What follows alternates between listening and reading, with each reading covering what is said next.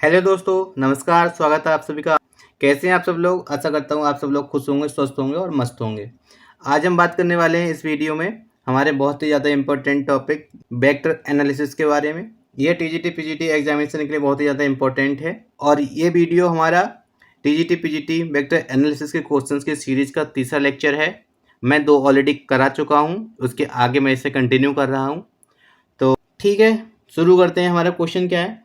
Question कह रहे हैं given 3 vectors vector A, vector B, vector C for what value of P. क्योंकि यहाँ पे वेक्टर सी में इन्होंने पी दे रखा है। आप क्वेश्चन को जो स्क्रीन पर देख पा रहे होंगे, हमें पी की वैल्यू फाइंड आउट करनी है और एक कंडीशन गिवन है। तो कंडीशन क्या कह रहे हैं? तो vector A cross B is perpendicular to vector C. ये हमें गिवन है कि ए क्रॉस बी जो है परपेंडिकुलर है किस चीज़ के? सी के। अब ए क्रॉस बी अगर परपेंडिकुलर होता है सी के, तो हम उसको क्या करेंगे? आपको परपेंडिकुलर की कंडीशन पता होना चाहिए कि इस परपेंडिकुलर कब होते हैं। कब होते हैं? जब वेक्टर्स का डॉट प्रोडक्ट, मतलब वेक्टर ए क्रॉस वेक्टर बी, एक वेक्टर ये है, उनका डॉट प्रोडक्ट अगर जीरो हो जाता है तो जो उसकी वैल्यू जो है जीरो हो जाएगी। ठीक है ना? ठीक है, तो इसको मैं ये भी तो लिख सकता हूँ, A B C is equal to zero. ये हो गया मेरा scalar triple product of A B C. ठीक है ना? ठीक। अब इसको सॉल्व कैसे करेंगे?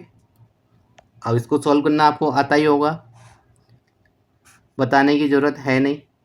लेकिन एक इम्पॉर्टेंट पॉइंट ये है, जब भी हमें किसी भी वेरिएबल की वैल्यू फाइंड आउट करनी होती है तो मैंने आपको अपने पहले के लेक्चर्स में बताया है कि आप उसको हमेशा ही पहला वाला, मैं रिपीट करता हूँ, आप उसको हमेशा ही पहला वाला रो बनाएं। मतलब वेक्टर सी जो है as a first row work करेगा। तो मैं इसको क्या करूँगा? P3-1 सबसे पहले ले लूँगा। वजह आपको पता ही होगी, जिससे कि मेरा P जो है सिंगल पोजीशन पे मिले, अलग अलग पोजीशन पर ना मिले। बाकी आपकी मर्जी है, उसके बाद कोई सा भी आप रख लीजिए। 2-1 1। ठीक है ना? आगे से सॉल्व करते हैं।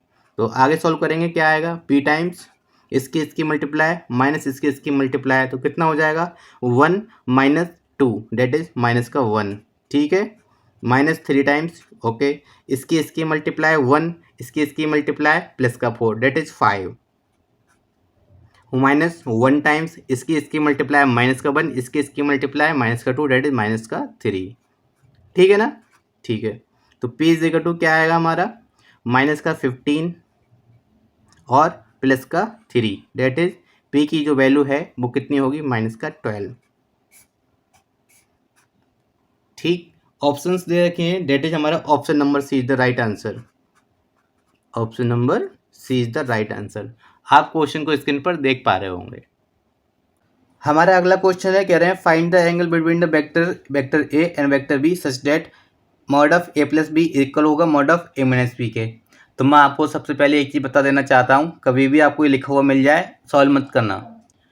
अगर आपको सब कुछ प्रूव ही करना है, सब कुछ सॉल्व करके ही लाना है, तो शायद टीजीटी पीजीटी आपके लिए एग्ज़ाम नहीं है। तो कुछ चीज़ें आप याद करने की कोशिश ज़रूर कीजिए। यहाँ पे दे रखा है कि mod of A plus b equal है mod of A minus b के। जब भी आपको ए प्लस बी और ए माइनस बी का मॉडस इक्वल मिल जाए, आपको करना क्या है? उसका आंसर π/2 लगा देना है। सॉल्व ही नहीं करना है आपको इसे। और अगर आपका तब भी मन कर रहा है सॉल्व करने का, ठीक है, करते हैं, क्या करेंगे? Squaring on both sides. ठीक है ना? तो यहाँ पे स्क्वायर लगाया, यहाँ पे स्क्वायर लगाया। ठीक है, स्क्वायर ओपन करते हैं, क्या हो जाएगा? यहाँ से हो जाएगा ए square plus B square plus 2 times a b cos theta. अगर थीटा एंगल है ए और बी के बीच का, तो हमने कोई जनरल एंगल ले लिया कि let theta be the angle between vector A and vector b. Equal होगा किसके? A square plus B square minus 2ab cos theta के। ठीक है, इन दोनों से ये दोनों कैंसिल आउट हो जाएंगे। जी बिल्कुल हो जाएंगे। इसको इधर ले आते हैं तो क्या हो जाएगा हमारे पास? 4ab cos theta is equal to 0। ठीक है ना? तो यहाँ से मैं निकालता हूँ कंक्लूजन, कॉस थीटा की वैल्यू क्या होगी मेरी? 0। और कॉस में किसकी वैल्यू 0 होती है? तो आप कहेंगे सर π/2 की वैल्यू जो है 0 होती है। तो थीटा क्या हो गया हमारा? π/2। तो यहाँ से कंक्लूजन ए निकला कि जो ए और बी वेक्टर्स हैं एक दूसरे के परपेंडिकुलर हैं। आया ना? तो आपको ये जब भी मिल जाए लिखा हुआ कि mod of A plus b equal है mod of A minus b के, सॉल्व नहीं करना है आपको। तब आप ये कंक्लूजन निकालिए कि जो एंगल बिटवीन द वेक्टर्स है वो π/2 होगा, that is vectors are perpendicular. हमेशा ही आप इस चीज़ को याद कर लीजिए एज ए स्टैंडर्ड रिजल्ट। हमारा अगला क्वेश्चन है, तो कह रहे हैं क्वेश्चन क्या है, कहते हैं area of the triangle ABC whose vertices are A B C. हमें किसी भी ट्राइंगल के वर्टिसेस गिवन है। ओके, तो वर्टिसेस गिवन है, ठीक है, क्या है हमारे 1 -2 3 3 1 2 2 3 -1, ये हमारे वर्टिसेस हैं ए बी और सी। ठीक है, अब हमें फाइंड आउट करना क्या है, एरिया ऑफ ट्राइंगल। तो क्या कीजिए आप, ज़्यादा कुछ ज़रूरत नहीं है लिखने की, आप बस इतना कीजिए, इसमें से इसको सब्ट्रैक्ट कीजिए, इसमें से इसको सब्ट्रैक्ट कर दीजिए, क्या मिलेगा, 3 में से 1 गया 2, 1 - 2 दैट इज़ 3, 2 - 3 दैट इज़ -1, ठीक है ना। और इसमें से इसको -1, इसमें से इसको 2, और -1 2 -1 -2 दैट इज़ -3, ठीक है, ये एक वेक्टर मिल गया। अब ये वेक्टर मिल गए हमें, यही फिर देखा जाए ये हमको साइड्स मिल गई। तो हमको एरिया ऑफ ट्राइंगल पता ही है कि एरिया ऑफ ट्राइंगल का फार्मूला क्या होता है, 1/2 AB क्रॉस BC। अब इसके तो कई फार्मूले होते हैं, क्या क्या होता है, 1/2 AB क्रॉस AC भी होता है, बराबर होगा किसके, 1/2 BC क्रॉस CA भी होता है। तो इसके फार्मूला तो बहुत सारे हैं, हमें कौन सा इस्तेमाल करना है। तो आप ये देखो ही मत कि आपको क्वेश्चन में करना क्या है, एरिया निकालना है ना, मतलब हमको क्रॉस प्रोडक्ट निकालनी है। ठीक है, इसमें से इसको सब्ट्रैक्ट किया, इसमें से इसको सब्ट्रैक्ट किया, जो मिलेगा उसी क्रॉस प्रोडक्ट ले लो, that is area of triangle क्या हो जाएगा, इज इक्वल टू 1/2 2 3 -1 -1 2 -3। अब आप सोच रहे होंगे इसमें आई जे के कहाँ है। अगर आपने पहले मेरे क्वेश्चंस देखे हैं, सॉल्यूशन देखे हैं, तो आपको पता होगा कि टाइम को हम बचाने के लिए क्या करते हैं, हम आई जे के नहीं लिखते हैं। ठीक है, तो इसको आप सॉल्व करें, क्या आएगा हमारे पास, इसकी मल्टीप्लाई माइनस इसकी मल्टीप्लाई, ये 3 3 जा -9 और ये हो गया प्लस का 2 डेट इज -7। ठीक है ना, ओके। अब क्या करना है मुझे, इसकी मल्टीप्लाई करनी है, ये हो गया -6, ये हो गया मेरा क्या, -1 -6 और -1 -7 और एक माइनस ऑलरेडी आएगा तो हो जाएगा +7। अब इसकी मल्टीप्लाई 2 2 जा 4 -3 डेट इज 7। ठीक है ना, ये आ गया मेरा डेल्टा, और 1/2 तो मेरा चल ही रहा है। आप में से शायद अधिकतर लोगों को इसमें कुछ चीज़ समझ में नहीं आई होगी, ये मैंने यहाँ से क्यों कर दिया। आपको पता है ना कि इसमें यहाँ पे आई जे के भी लिखे जाते हैं, मैं आई जे के नहीं लिखता क्योंकि आई जे के लिखने में टाइम ज़्यादा कंज्यूम होता है, मुझे टाइम बचाना है। अब आई का कोफिशिएंट लिखेंगे तो आपको -7 ही मिलेगा, जे का 7 मिलेगा, के का 7 मिलेगा, ठीक है ना। ठीक है, अब हमें निकालना डेल्टा। ठीक है, तो आप इसका मॉड ले लीजिए, 1/2 अंडर रूट इसका स्क्वायर 7 का स्क्वायर प्लस 7 का स्क्वायर प्लस 7 का स्क्वायर, क्या हो गया 7/√3/2, that is option number D is the right answer. तो आप एक चीज़ यहाँ पे नोट कर लीजिए, आई जे के कभी भी मत लिखो क्योंकि इनमें लिखने में टाइम कंज्यूम होगा। आपको आई जे के यहाँ लिखना है, फिर यहाँ लिखना है, कई जगह आई जे के लिखने से टाइम कंज्यूम होगा, तो आपको टाइम है ही नहीं आपके पास। शॉर्ट ट्रिक से या फिर शॉर्टकट तरीके से आपको सॉल्व करना है, टाइम कम से कम लगे। आई जे के मत लिखिए, अपने दिमाग में रखिए उनको कि आई जे के यहाँ पर हैं, आपको दिखने चाहिए आई जे के है यहाँ पर, हालांकि आपको लिखने नहीं है बस। हमारा अगला क्वेश्चन है, जैसा कि आप स्क्रीन पर देख पा रहे होंगे, क्वेश्चन क्या है, करें the projection of vector A on the vector B is given Y.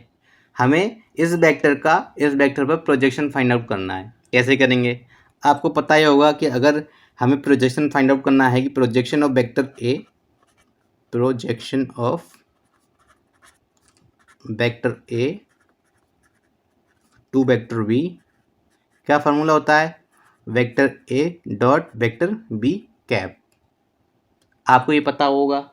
ठीक है, लेकिन इसमें एक चीज़ और है, अगर मैं बी कैप की वैल्यू लगा दूं इसमें तो क्या मिलेगा, मुझे मिलेगा vector A dot vector B upon mod of vector B, क्योंकि बी कैप की जो वैल्यू होगी तो vector B upon mod of vector B तो होगी, मैंने बस उसी को पुट कर दिया है। ठीक है ना, तो आगे सॉल्व करते हैं। क्या है, हमें प्रोजेक्शन फाइंड आउट करना है, करते हैं। कैसे, जो वेक्टर्स दे रखे हैं 2 3 2, आई जे के आप लिख लीजिएगा 1 2 1 अपॉन मॉड ऑफ बी। इसका मैं मॉड ऑफ फाइंड आउट करूँगा तो क्या होगा, square root of 1 + 4 + 1 that is क्या हो गया, √6। ठीक, इसकी मल्टीप्लाई 2 + 3 2 6 + 2 अपॉन √6। ठीक है ना। तो ये कितना हो गया मेरा, 6 + 4 डेट इज 10 अपॉन √6। अब ये 10 अपॉन √6 है, आप ऑप्शन देख रहे होंगे, ऑप्शन में तो ये है ही नहीं, फिर आगे क्या करोगे। तो आगे इम्पोर्टेंट यही है, करना क्या है, हमें अपॉन में √6 नहीं छोड़ना है। क्या करें, ऊपर भी √6 से मल्टीप्लाई कर दें, नीचे भी √6 से मल्टीप्लाई कर देते हैं। ठीक है, क्या मिलेगा, 10 √6 अपॉन, अब ये मेरा √6 इंटू √6 है तो क्या हो जाएगा 6। ठीक है ना। अब मैं डिवाइड कर सकता हूँ 2 से, बिल्कुल कर सकता हूँ। मुझे क्या मिलेगा, 5 √6 अपॉन 3। आप बताइए कौन सा है option, option number C is the right answer.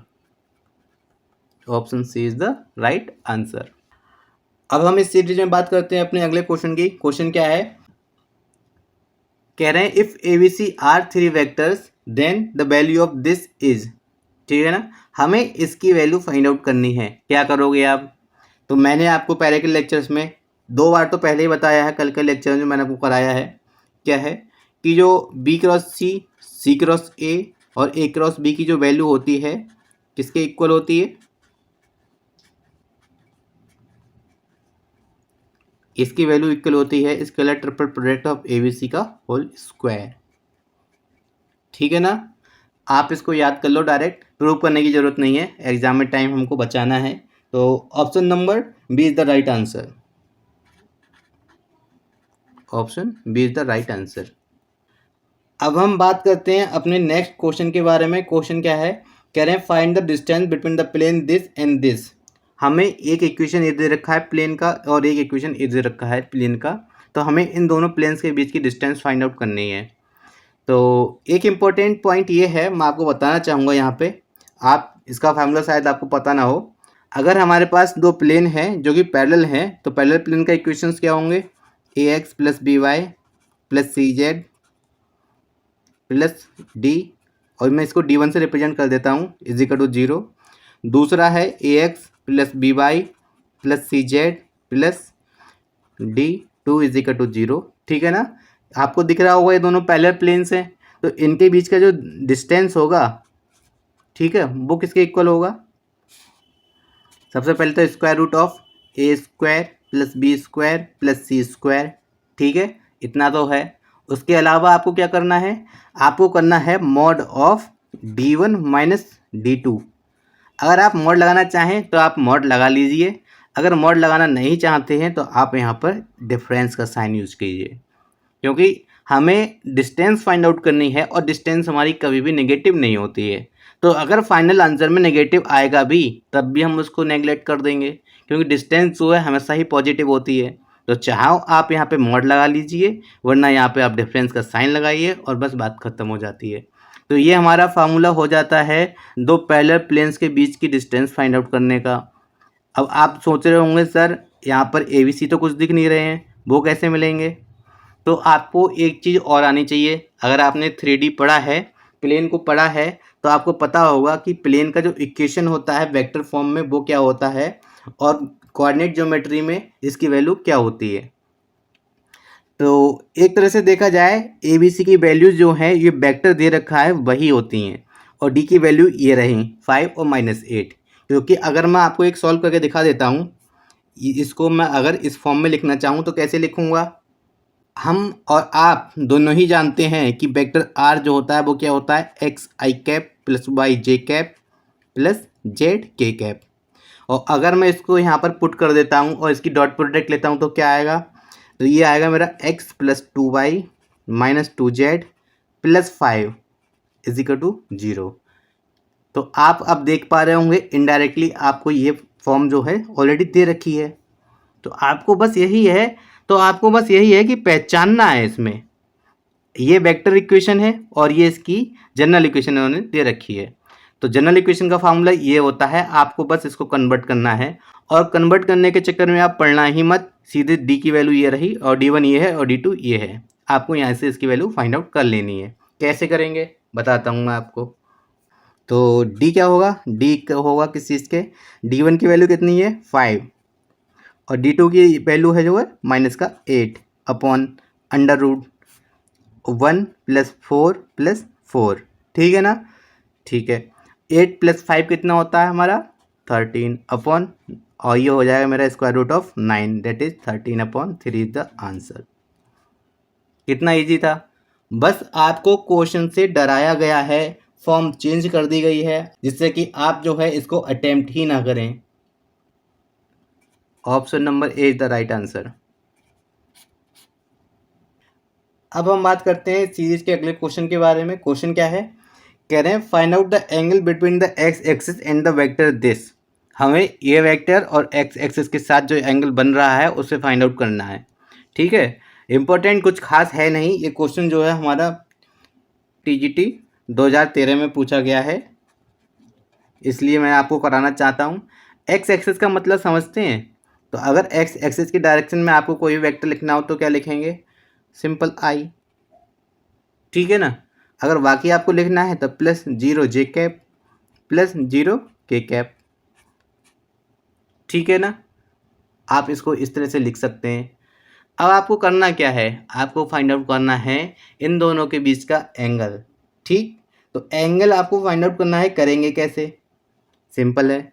आपको एक फार्मूला पता होगा, डॉट प्रोडक्ट आपने पढ़ी ही है और मैं तीनों से करा ही रहा हूँ।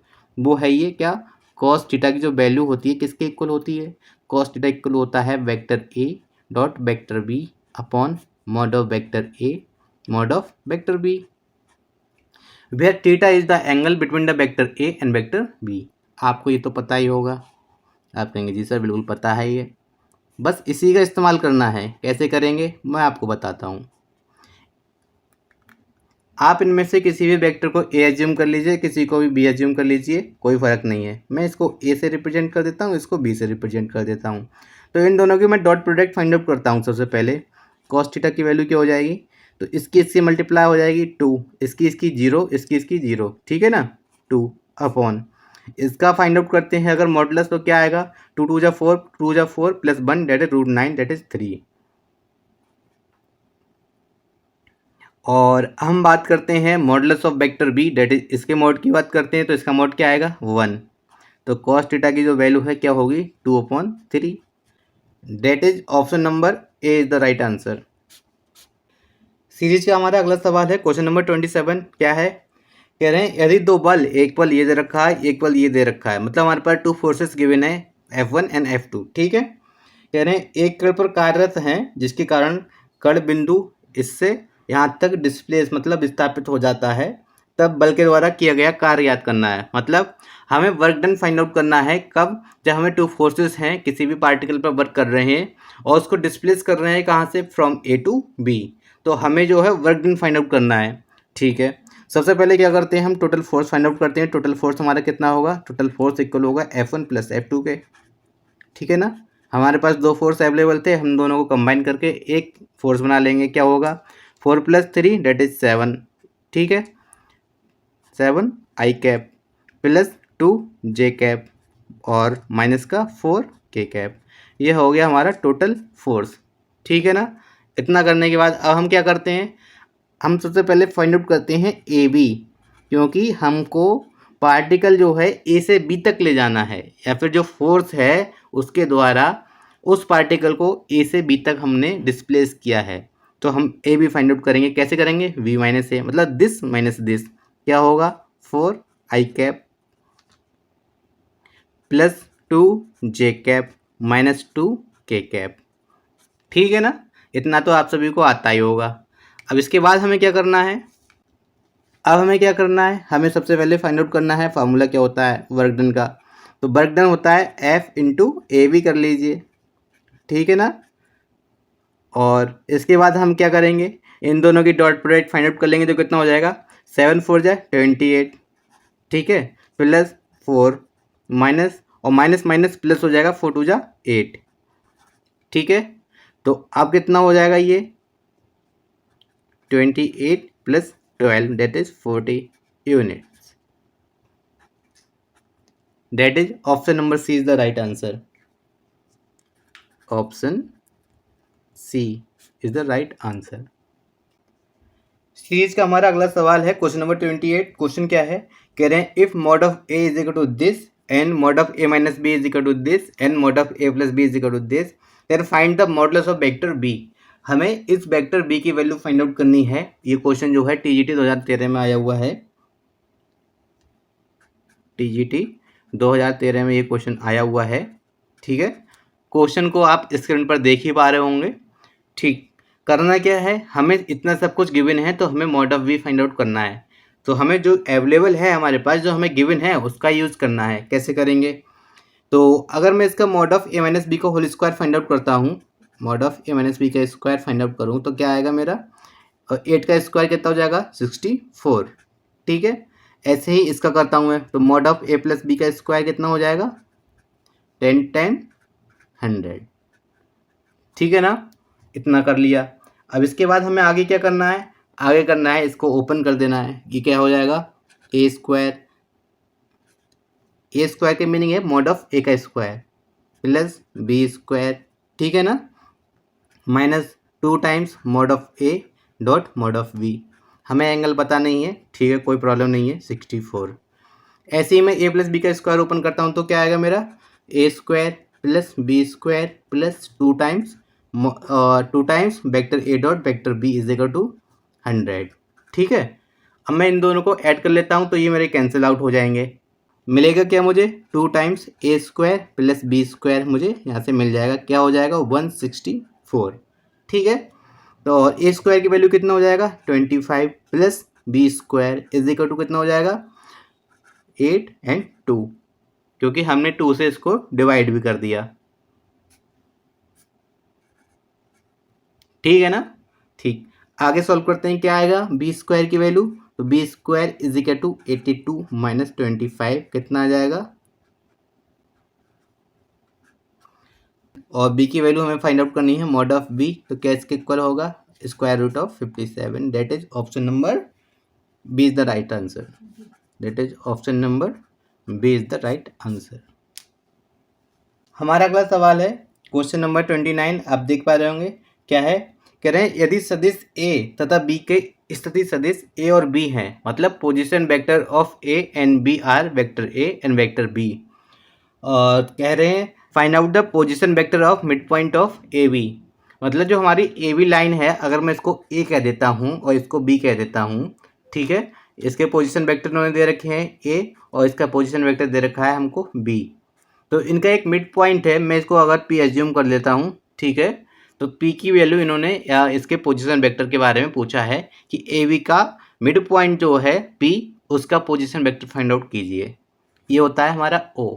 ठीक है, तो मैं आपको एक चीज़ बताना चाहता हूँ, एक फार्मूला है सेक्शन फार्मूला, जैसा कि हमारा ज्योमेट्री में होता है वैसा ही हमारा सेम फार्मूला जो है वेक्टर में भी होता है।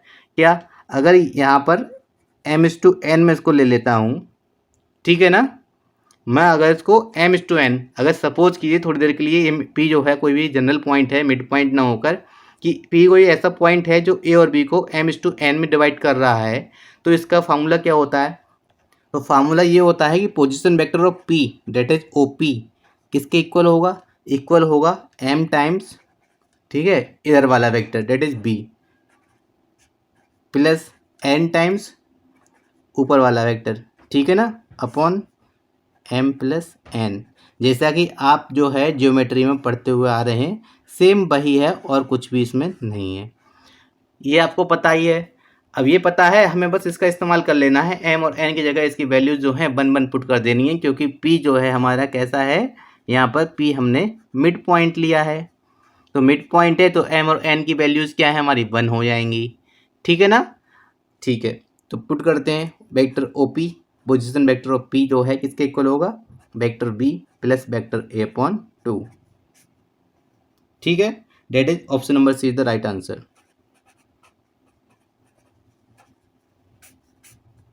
इंपॉर्टेंट ये है सेक्शन फार्मूला आपको पता होना चाहिए वेक्टर्स में क्या होता है। हमारा अगला क्वेश्चन है, कह रहे हैं द वेक्टर दिस आर, मतलब ऑप्शंस दे रखे हैं कि यार ये लीनियरली डिपेंडेंट है कि लीनियरली इंडिपेंडेंट है, linearly dependent as well as linearly independent है या नन ऑफ दीज। मतलब हमें इसकी डिपेंडेंसी या इंडिपेंडेंसी ही प्रूव करनी है। तो आपको पता होना चाहिए वेक्टर्स की डिपेंडेंसी या इंडिपेंडेंसी कैसे प्रूव करते हैं। तो आप सबसे पहले पता होना चाहिए, आपने पढ़ा होगा, हमने मैट्रिसेस में भी पढ़ा है कि अगर डेल्टा फाइंड आउट करते हैं, डेल्टा की वैल्यू अगर जीरो आ जाती है, ठीक है, अगर डेल्टा की वैल्यू जीरो आ जाती है तब क्या वो कहलाते हैं हमारे वेक्टर्स डिपेंडेंट। ठीक है, और नॉन जीरो आती है तो इंडिपेंडेंट हो जाएंगे। ठीक है, डेल्टा क्या है, डेल्टा क्या है, डेल्टा है scalar triple product of these vectors. ठीक है ना। ठीक है, तो आगे फाइंड आउट करना है हमें इसका स्केलर ट्रिपल प्रोडक्ट। ठीक, 1 -2 1 2 1 -1 7 -4 1। ठीक है, इसकी वैल्यू देखते हैं क्या आएगी। इसकी मल्टीप्लाई माइनस इसकी मल्टीप्लाई कितना हो जाएगा, 1 -4 दैट इज -3। ठीक है ना, -3 प्लस 2 टाइम्स क्या आएगा, प्लस 2 टाइम्स इसकी मल्टीप्लाई 2, इसकी मल्टीप्लाई 7, तो 7 + 2 दैट इज 9, प्लस 1 टाइम्स इसकी मल्टीप्लाई -8, इसकी मल्टीप्लाई -7, तो कितना हो जाएगा, -15। ठीक है, तो ये कितना आ गया, -3 प्लस का 18 माइनस का 15 डेट इज 0। डेल्टा हमारा 0 आ गया। और डेल्टा अगर 0 है तो हम क्या कह सकते हैं, जो वेक्टर्स हैं वे कैसे होंगे हमारे, तो vectors are linearly dependent. That is option number A is the right answer. Option A is the right answer. Series का हमारा अगला सवाल है, क्वेश्चन नंबर 31 क्या है, कह रहे हैं let vector A and vector b then mod of A plus b equal है mod of A plus mod of b holds for lambda. मतलब हमें लैम्डा की वैल्यू फाइंड आउट करनी है कब, जब ये कंडीशन जो है होल्ड हो रही है, मतलब ये कंडीशन सेटिस्फाई हो रही है, तो हमें लैम्डा की वैल्यू फाइंड आउट करनी है।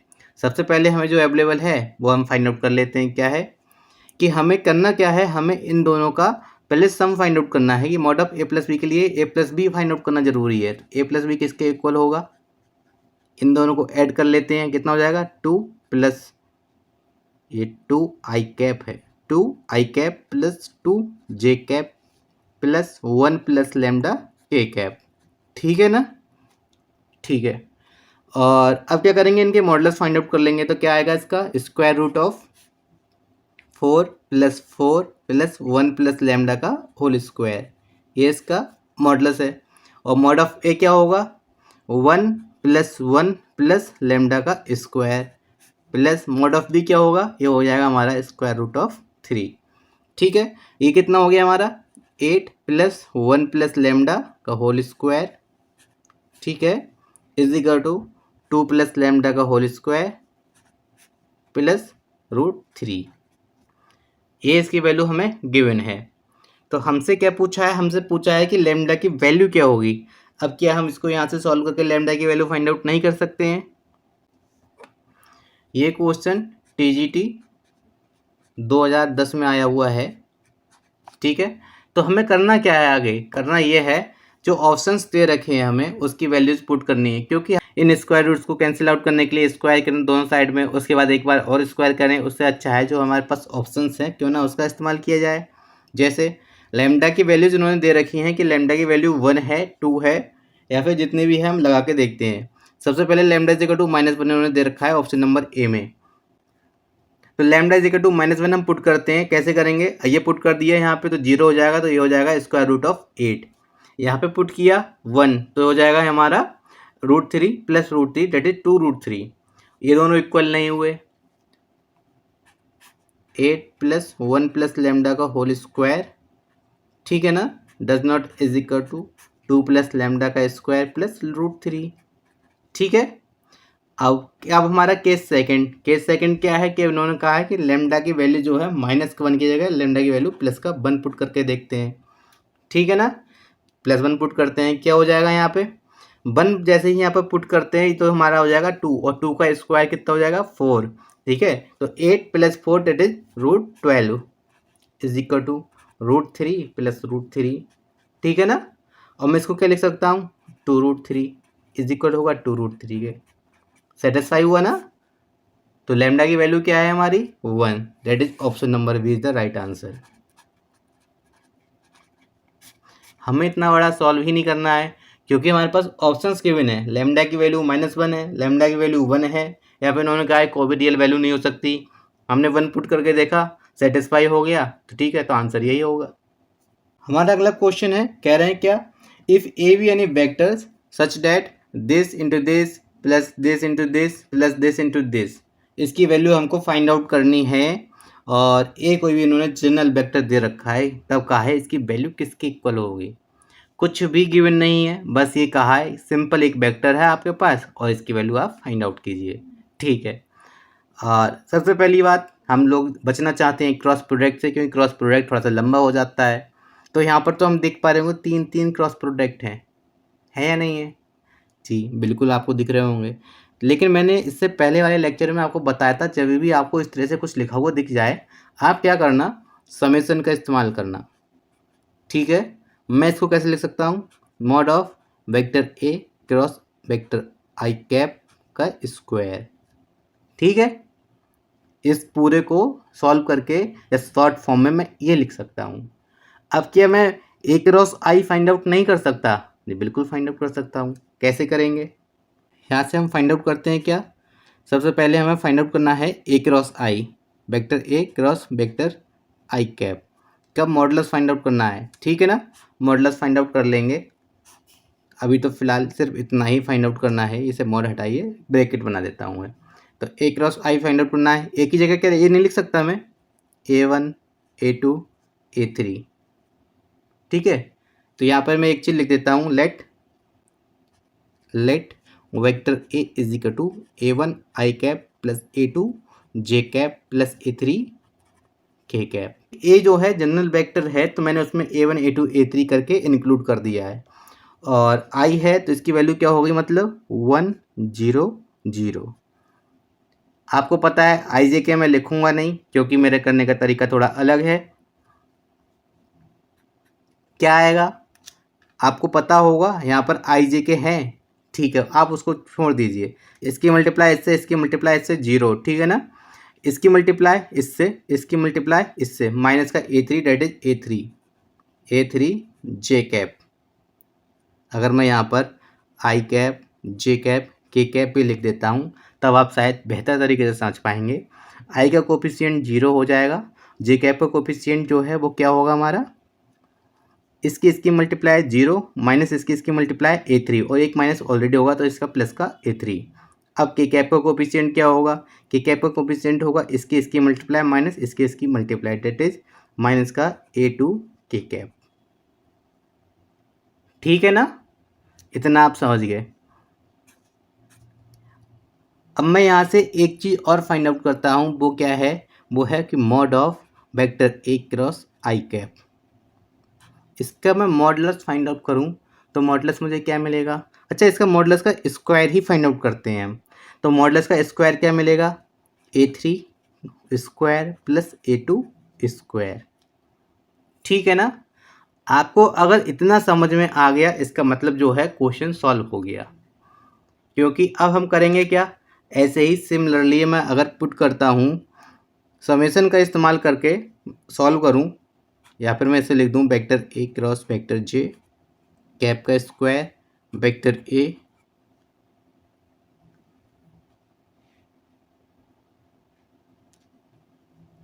वेक्टर ए क्रॉस के कैप का स्क्वायर। तो इनकी वैल्यूज़ भी पता है क्या होंगी, ठीक है ना। हम देखते हैं आई वाले में A3 A2 आए हैं, या फिर A2 A3 आए हैं, तो जे वाले में क्या आएंगे, A2 को छोड़ के दोनों आएंगे, मतलब A1 का स्क्वायर प्लस A3 का स्क्वायर, ठीक है। और के वाले में 3 को छोड़ के सब आएंगे, मतलब A1 का स्क्वायर प्लस A2 का स्क्वायर, ठीक है ना। ये हो गए, बस इतना हो गया। इसके बाद इस क्वेश्चन में कुछ भी है नहीं, समेशन है। समेशन को ओपन करते हैं तो क्या करेंगे, इनकी वैल्यूज हमें पुट कर देनी है डायरेक्ट, और कुछ भी नहीं करना है। तो वैल्यूज पुट करेंगे, क्या होंगी, a1 square plus a2 square plus a3 square, ये मिलेगा हमें 2 बार। क्योंकि आप देख पा रहे होंगे एक a1 स्क्वायर यहाँ से है, एक a1 स्क्वायर यहाँ से है, ऐसे a2 स्क्वायर एक ये है, a2 स्क्वायर एक ये है, सेम a3 है, तो 2 टाइम्स ये सारे मिल पा रहे होंगे, तो मैं इसको लिख सकता हूँ 2a स्क्वायर। ठीक है ना, क्योंकि ये मॉड ऑफ ए को रिप्रेजेंट कर रहा है। अगर मैं ए का मॉडुलस फाइंड आउट करता हूँ, a1 square plus a2 square plus a3 square, वही तो ये है, तो मॉड ऑफ ए के स्क्वायर को रिप्रेजेंट कर रहा है। कह सकता हूँ मैं option number D is the right answer. Solve आपको एक करना है, बाकी 2 जो हैं वो आपको सिमिलरली करके लिख देने हैं। इस सीरीज का हमारा अगला क्वेश्चन है क्वेश्चन नंबर 33। क्या कह रहे हैं, कह रहे हैं if the vectors vector A and vector B ये दे रखे हैं, तो हमसे लेमडा की वैल्यू पूछी है, लेकिन क्या लेमडा की वैल्यू किसके इक्वल है, तो projection of vector A on vector B upon projection of vector B on vector A, ये जो है लेमडा की वैल्यू है, तो लेमडा की वैल्यू हमसे इन्होंने पूछी है। ठीक है, सब कुछ तो दे रखा है, हमें करना क्या है, जो इन्होंने कहा है बस उतना ही कर देना है। तो projection of vector A on vector B कैसे फाइंड आउट करते हैं, तो हम करेंगे कैसे, vector A dot vector B upon mod of vector B. ठीक है ना, आपको पता होगा प्रोजेक्शन कैसे फाइंड आउट करते हैं। ठीक है, अपॉन, या फिर मैं यहाँ पे डिवाइड का साइन बनाता हूँ। ठीक है, projection of B on vector A कैसे निकालेंगे, vector A dot vector B upon vector A का मॉडुलस। हमें जिस भी वेक्टर का प्रोजेक्शन फाइंड आउट करना होता है, तो उन दोनों वेक्टर्स की डॉट प्रोडक्ट फाइंड आउट करते हैं। ठीक है, तो हम उन दोनों की डॉट प्रोडक्ट को डिवाइड करते हैं किस चीज़ से, उस वेक्टर से फाइंड आउट करते हैं जिस पर हमें प्रोजेक्शन फाइंड आउट करना है। जैसे कि यहाँ पे लिखा है ऑन बी, दैट इज हमें मॉड ऑफ बी से डिवाइड करना है, on a that is mod of a से डिवाइड करना है। ठीक है ना, ठीक, इसे सॉल्व करते हैं आगे। इसे आगे सॉल्व करते हैं तो क्या आएगा हमारा, vector A dot vector B upon mod of vector B, ठीक है, into mod of vector a upon vector A dot vector b. इससे ये कैंसिल आउट हो जाएगा, बचेगा क्या हमारे पास, mod of vector a upon mod of vector b. बस मॉडुलस फाइंड आउट करना आपको आता ही होगा, है ना। स्क्वायर रूट ऑफ कैसे करेंगे, 4 प्लस 36 प्लस 9, आगे पीछे हो गए हैं, कोई नहीं, स्क्वायर रूट ही फाइंड आउट करना है। इसका कितना हो जाएगा, 4 प्लस 4 प्लस 1, एक काम कीजिए पूरा ही लगा लीजिए, कितना हो जाएगा ये हमारा हो गया 49 अपॉन 9, ठीक है, डेट इज 7/3, डेट इज 7/3। तो यहाँ से हमारा ऑप्शन हो गया, option number is the right answer, option B is the right answer. ये क्वेश्चन जो है टीजीटी 2005 में आया हुआ था, टीजीटी 2005 में ये क्वेश्चन आया हुआ था। इससे पहले जो मैंने क्वेश्चन कराया वो भी बहुत ही ज़्यादा इंपॉर्टेंट है। हमारा अगला सवाल है, कहा है कि ये वेक्टर्स हैं, vector A plus B perpendicular है वेक्टर बी के, and vector A plus 2b perpendicular है वेक्टर ए के। तो हमसे ए और बी के बीच में एक रिलेशन पूछा है कि ए और बी जो है परपेंडिकुलर होंगे या पैरेलल होंगे या इक्वल होगा लैम्डा टाइम्स, जो भी है, जो हमसे प्रूव करने को कहा है, देखते हैं क्या आएगा। ये क्वेश्चन टीजीटी 2005 में आया हुआ है। तो सबसे पहले जो हमें गिवन है उसका इस्तेमाल करते हैं। ये दोनों जो वेक्टर्स हैं परपेंडिकुलर हैं, तो हम परपेंडिकुलर की कंडीशन का इस्तेमाल करते हैं।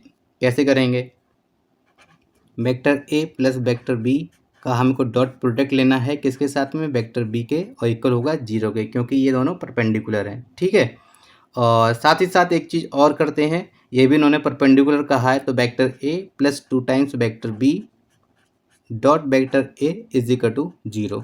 ये दोनों कंडीशंस हो गई, क्योंकि ये दोनों परपेंडिकुलर हैं, इन्होंने ऐसा कह रखा है। दोनों को ओपन करते हैं हम, क्या आएगा हमें, तो यहाँ से मिल जाएगा vector A dot vector b plus B square, that is mod of b है, इज इक्वल टू होगा 0 के, तो ये हो जाएगा हमारा a square plus 2 times vector B dot vector a, ठीक है ना, इज इक्वल टू 0। इतना कर लिया। अब हमें ए और बी में रिलेशन फाइंड आउट करना है। इसका मतलब क्या हुआ, आप ऑप्शंस देख पा रहे होंगे, ऑप्शंस में आंसर जो है ए और बी के बीच का रिलेशन है, उसमें ए डॉट बी और बी डॉट ए तो कुछ आ ही नहीं रहा है, इसका मतलब ये हो गया हमको कैसे भी करके ये एलिमिनेट करने हैं। तो कैसे करेंगे? अगर मैं इसको 2 से मल्टीप्लाई करके इन दोनों को सब्ट्रैक्ट कर दूं तो क्या नहीं हो पाएगा? जी बिल्कुल हो पाएगा। बस वही करना है हमें। इसको हमने 2 से मल्टीप्लाई किया और सब्ट्रैक्ट कर दिया तो कितना हो जाएगा? 2b² minus a² is equal to 0। ठीक है। और यहाँ से क्या कह सकते हैं हम? 2b² जो है इक्वल होगा किसके? a² के। ठीक है ना? ठीक है। और अगर मैं यहाँ से a की वैल्यू फाइंड आउट करता हूँ तो a किसके इक्वल होगा? a इक्वल होगा √2 इंटू बी के। यही तो हमसे इन्होंने पूछा है कि ए और बी में रिलेशन क्या है। That is option number A is the right answer. Option number A is the right answer. हमारा अगला सवाल है क्वेश्चन नंबर 35।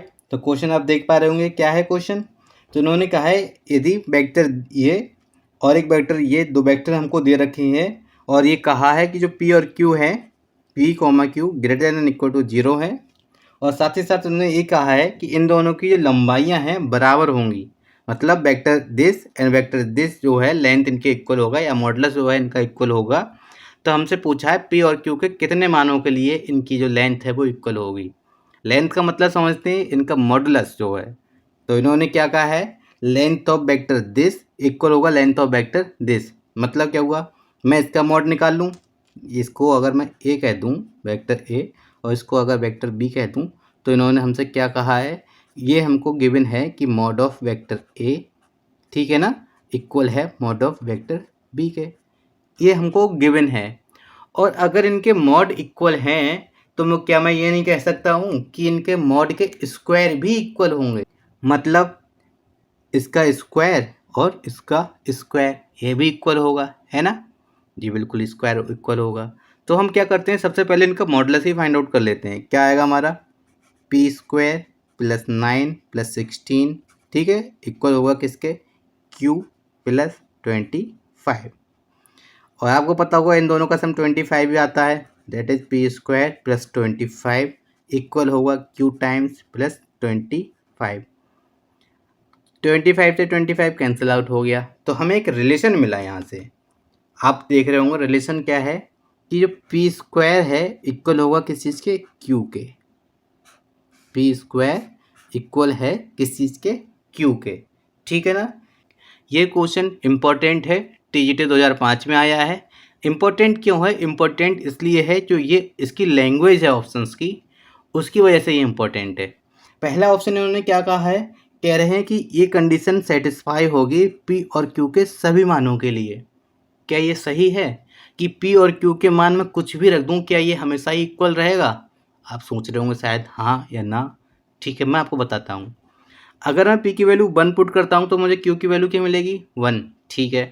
p की वैल्यू 2 पुट करता हूँ तो q की वैल्यू मुझे क्या मिलेगी? 4। ठीक है। ठीक है ना? ओके। ऐसे ही मैं एक चीज़ देखता हूँ कि q की वैल्यू मुझे 2 तो मिलेगी ही नहीं। क्यों? अब अगर इन दोनों की वैल्यूज़ में देखूँ, सभी मानों की बात कर रहे हैं, तो q की वैल्यू अगर मैं यहाँ से 2 ले लूँ या माइनस का ले लूँ तो स्क्वायर तो कभी माइनस होता ही नहीं है। तो इससे कंक्लूजन ये निकला कि ये कंडीशन होल्ड होगी लेकिन p और q के सभी मानों के लिए नहीं होगी। फिर क्या होगा? हमारा अब ऑप्शन ए तो हो नहीं सकता। दैट इज जो ऑप्शन ए है इन्होंने दे रखा है हमको, वो ऑप्शन तो हो नहीं सकता। क्यों? क्योंकि अगर मैं q की वैल्यू नेगेटिव ले लेता हूँ तो स्क्वायर कभी नेगेटिव नहीं होता। ठीक है। तो ये सभी मानों वाला तो कैंसिल हो गया। अब हम बात करते हैं इसके ऑप्शन नंबर बी के। तो कह रहे हैं कि सीमित मानों के लिए, ऑप्शन बी कह रहे हैं सीमित मानों के लिए कि p और q के कुछ सेलेक्टेड पॉइंट्स ही हैं या सेलेक्टेड वैल्यूज होंगी जिसके लिए एक क्वांटिटी जो है या ये रिलेशन जो है होल्ड होगा। ठीक है ना? अब मैं आपको एक चीज़ बताना चाहता हूँ कि एक चीज़ आप ये देखिए, p की वैल्यू मैं प्लस में रखूँ या माइनस में रखूँ। ठीक, जैसे +-1 या +-2, q की वैल्यू तो सेम मिलेगी। नहीं समझ में आया? अगर मैं प्लस माइनस दोनों ही रख लेता हूँ इसकी जगह, square is equal to Q, तो मुझे क्यू की वैल्यू क्या मिली? दोनों ही केस में 1 मिली। अगर p की वैल्यू 1 रखता हूँ तब भी मुझे q की वैल्यू 1 मिल रही है, और -1 पुट करता हूँ तब भी मुझे इसकी वैल्यू 1 मिल रही है। इक्वल तो हो गए ना ये? जी आप कहेंगे बिल्कुल इक्वल हो गए। ठीक है। तो ये दोनों इक्वल हो गए, ठीक, अच्छी बात है। तो ऐसे ही कितने सारे पेयर्स होंगे, जैसे कि मैं +-2 ले लूँ, +-3 ले लूँ, +-4 ले लूँ, +-5 ले लूँ। तो जितने भी मेरे पेयर्स रहेंगे ये उनके लिए ये क्वांटिटी या ये रिलेशन जो है वो होल्ड होगा। तो मैं आपसे कहूँ कि सीमित होंगे ऐसे मान, तो भाई ये चीज़ गलत है, क्योंकि मैं काउंट नहीं कर सकता। प्लस माइनस चलता ही रहेगा कि +-5, +-6, +-7, +-8, ऐसे ही ये सो ऑन चलता ही रहेगा। तो सीमित मान तो नहीं हो सकते, तो इससे ऑप्शन नंबर इसका बी जो है कैंसिल हो गया। अब क्या करें? अब बात करते हैं ऑप्शन सी की। तो इन्होंने कहा है पी और क्यू के अनंत मानों के लिए। जी बिल्कुल सही बात है कि पी और क्यू के अनंत मानों के लिए। मैंने आपको बताया ना, बहुत सारे पेयर्स बनेंगे प्लस माइनस में, मैं काउंट नहीं कर सकता क्योंकि वो चलते रहेंगे पेयर्स। तो सी जो है ऑप्शन कि पी और क्यू के अनंत मानों के लिए ये जो रिलेशन है वो होल्ड होगा। तो option number C is the right answer. हमारा अगला क्वेश्चन है। क्वेश्चन क्या कह रहे हैं? कह रहे हैं इफ़ ओ ए और ओ बी जो दो वेक्टर्स दे रखे हैं और हमसे कहा है कि ओ सी एक ऐसा पॉइंट है सी, ठीक है, जो ए बी लाइन पर हमको दे रखा है कि एक पॉइंट है और एक चीज़ और दे रखी है कि एंगल ए ओ बी, मतलब ये वाला जो है ए ओ बी, ये एंगल जो है समद्विभाजित होता है, मतलब वाइसेक्ट हो रहा है इस लाइन से। जो ओ सी लाइन है, O C line angle A O B, इसको अब एक बार फिर से समझिए। ओ सी लाइन जो है एंगल ए ओ बी को वाइसेक्ट कर रहा है, ठीक है, वाइसेक्ट कर रहा है। इसका मतलब ये हो गया कि जो सी पॉइंट है ए बी को 1:1 रेशियो में डिवाइड कर रहा है, that is C is the mid point of A and B, ठीक है। अब मिड पॉइंट है तो आपसे ओ सी ही इन्होंने पूछा है। मैंने आपको अभी अभी थोड़ी देर पहले पिछले क्वेश्चन में ओ सी फाइंड आउट करने का तरीका आपको बताया कैसे किया था कि आप O A plus O E find out कर लीजिए। 1:1 है ना, तो this into this plus this into this upon 2, upon में 2 आ जाएगा, ऊपर इन दोनों का सम आ जाएगा। तो 3 + 1 दैट इज 4 आई कैप, और इसकी +4 जे कैप, और इसका माइनस का 4 के कैप, ठीक है। ओ सी मेरा क्या हो गया? 2 आई कैप प्लस 2 जे कैप माइनस का 2 के कैप। ईजी है, बस लैंग्वेज है, लैंग्वेज में घूमने की ज़रूरत है नहीं आपको, थोड़ा सा फोकस कीजिए और क्वेश्चन ईजी हैं। तो हमारा ऑप्शन है, option number D is the right answer, none of these. Option D, none of these. बढ़ते हैं हम अपने अगले क्वेश्चन की तरफ। हमारा अगला क्वेश्चन, क्वेश्चन नंबर 37 क्या है? कह रहे हैं the angle between vector A and vector B is π/6, then the angle between the vector 2a and 3b is. तो हमें 2a और 3b के बीच का एंगल फाइंड आउट करना है, ठीक है। ये क्वेश्चन आपका TGT 2005 में आया है। इम्पोर्टेंट क्वेश्चन है सिर्फ और सिर्फ लैंग्वेज की वजह से, क्योंकि इसकी लैंग्वेज ऐसी दे रखी है इन्होंने। एक बात मैं आपको बता देना चाहता हूँ कि अगर किसी भी वेक्टर में 2 टाइम्स 3 टाइम्स 4 टाइम्स या फिर n टाइम्स जितना भी किया जाए, अगर हमको ए और बी के बीच का एंगल फाइंड आउट करना है या ऑलरेडी गिवन है, मतलब angle between A and B, दो वेक्टर्स हैं, never changes on changing the magnitude of vectors, magnitude of vectors। अगर आपने मेरी ये एक लाइन याद रखी तो आप इसका आंसर जो है बिना सॉल्व किए ला सकते हैं कि जो वेक्टर्स हैं हमारे पास ए और बी दे रखी हैं, उसके बीच का एंगल π/6 है। तो मैं आपसे इतना कहना चाह रहा हूँ कि जो एंगल बिटवीन द वेक्टर्स है उनके अगर मैग्नीट्यूड को मैं चेंज करता हूँ तो वो उस एंगल पर कोई भी फ़र्क नहीं पड़ेगा। यहाँ ए और बी के बीच का एंगल π/6 है, मैंने इसका 2a कर दिया, इसको 3b कर दिया, 2 टाइम्स किया 3 टाइम्स किया, है ना।